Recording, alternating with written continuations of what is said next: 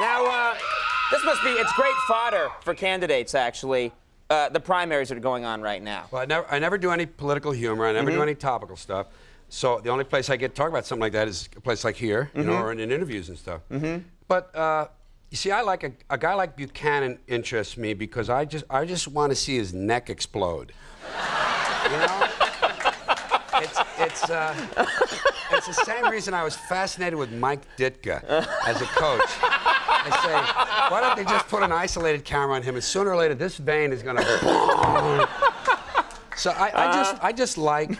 You know, I just like disasters and things. I just do. I'm really fond of big explosions. When they say something explode, when I hear the CNN theme for breaking news, boy, I'm there.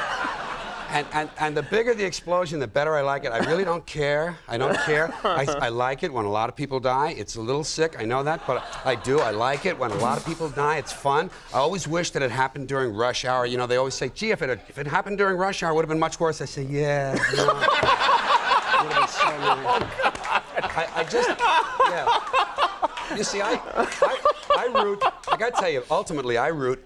I lost all faith in this species and in my nation's culture a long time ago. I got a divorce, and I needed it. I hear that'll do it, yeah. I found that, you know, artistically, tell you the truth, as a writer, it gives you an emotional separation from the outcome. A lot of comedians I hear, when they complain about stuff, they seem to imply that everything could be all right if we just do this or just do that. I don't care. It's never going to work. If you think there's a solution, you're part of the problem. That's what I believe. So. Yes, it's true. See, they know. How's that bumper sticker selling? Yeah, it should. But I root ultimately for the big comet or the big asteroid to come here and get things right. Because what happened is we would never have emerged from the ferret stage. The mammals would never risen if it weren't for that comet that wiped out the dinosaurs. The dinosaurs killed them, yeah. The second comet is due to get things back in balance. And what I want for it to do as a poetic touch, I want for it to come through the hole in the ozone layer. Wouldn't that be nice? And I want it to happen east of me so I can watch it on CNN for about 18 hours before the dust cloud reaches my house.